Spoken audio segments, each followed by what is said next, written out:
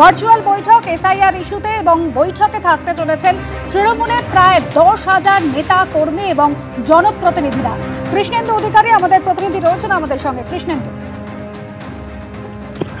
দেখো, তুমি জানো যে এসআইআর নিয়ে শুরুর আগে অভিষেক বন্দ্যোপাধ্যায় একবার ভার্চুয়াল বৈঠক করেছিলেন, তারপর একাধিক নির্দেশ দিয়েছিলেন এবং সেই নির্দেশের প্রেক্ষাপটে আজকে আবার দ্বিতীয়বার ভার্চুয়াল বৈঠক করবেন তৃণমূলের সর্বভারতীয় সাধারণ সম্পাদক। আগামীকাল মতুয়াগড়ে মমতা বন্দ্যোপাধ্যায় হাঁটবেন এবং তার আগে আজকে সাংগঠনিক দিক থেকে অভিষেক বন্দ্যোপাধ্যায় এসআইআর এ পর্যালোচনা বৈঠক করবেন, অর্থাৎ দল কতটা তৈরি। তুমি জানো প্রথম বৈঠকেই অভিষেক বন্দ্যোপাধ্যায় বেশ কিছু নির্দেশ দিয়েছিলেন যাতে প্রত্যেকটা বুথ স্তরে একটা করে ক্যাম্প হয়, এমনকি প্রত্যেকটা বিধানসভা কেন্দ্রে একটি করে ওয়ার রুম হয় এবং গোটা বিষয়ে যাতে সর্বস্তরের মানুষের যারা এসআইআর নিয়ে সমস্যায় তৈরি হয়েছে, যাদের মধ্যে তথ্য চাইছেন তারা, এবং তাদের যাতে সাহায্য করা হয়।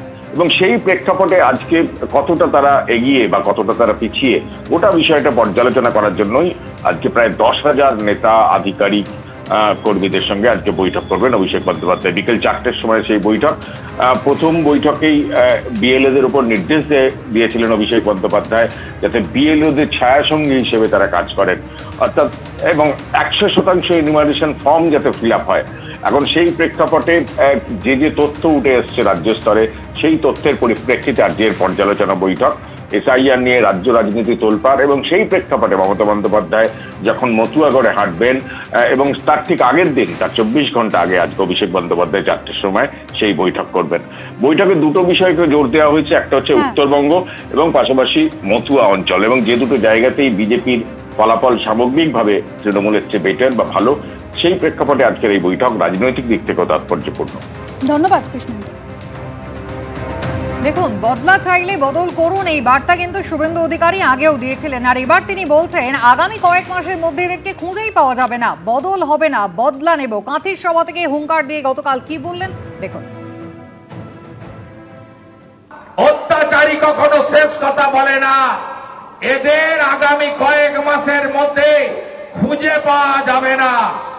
আর এই যে মমতা পুলিশ, আপনারা যা যা করছেন, যা যা আপনারা করছেন তার শুধু হিসাব হবে না, তার শুধু আমরা বদলা নেব, বদল হবে না, বদলা নেব এবং দণ্ড সুদ দিয়ে পাই পাই পাই পাই আদায় করে নেব। শুভেন্দু অধিকারী সাম্প্রতিক সময়ে বেশ কয়েক বছর ধরে দেখা যাচ্ছে একটা অসুখ হয়েছে, ওটার নাম ডিসেম্বর ডিসঅর্ডার। প্রতি বছর ডিসেম্বর মাস আসলেই ও স্বপ্ন দেখে সরকার পড়ে যাবে। 2023 থেকে এটা চলছে। প্রথমবার একের পর এক ডেট দিয়েছিল, গত বছর সরাসরি হুমকি দিয়েছিল, আর এবার বলছে বদলা হবে। বাংলার মানুষ যদি বদলা চাইতো তাহলে মমতা ব্যানার্জিকে 2011-তে আনতো না, কারণ মমতা ব্যানার্জি বদলা নয় বদল চাই স্লোগান দিচ্ছেন। তাই মমতা ব্যানার্জি রবীন্দ্রসঙ্গীত বাজিয়েছিলেন। শুভেন্দু অধিকারী নিশ্চিত থাকুন, 2026-এ যেদিন রেজাল্ট বেরোবে, রেজাল্ট বেরোনোর পরের দিন বা সেদিনকে রাত্রিবেলায় আমরা শুভেন্দু অধিকারীর বাড়ি শান্তিকুঞ্জের সামনে রবীন্দ্রসঙ্গীতই আবার বাজাবো, গণসঙ্গীত শোনাবো না। আপনি নিশ্চিন্ত থাকতে পারেন, আপনাকে আবারও রবীন্দ্রসঙ্গীত শোনাবো। ওই রবীন্দ্রসঙ্গীত আসলে তো আপনাদের গাত্রদাহ, রবীন্দ্রনাথের গানে এফআইআর করেন তো, এই আপনার জন্য রবীন্দ্রসঙ্গীতই রেডি রাখবে বাংলার মানুষ। আপনার এই স্বপ্ন এই জীবনে পূর্ণ হবে না। এবিপি আনন্দ এগিয়ে থাকে, এগিয়ে রাখে।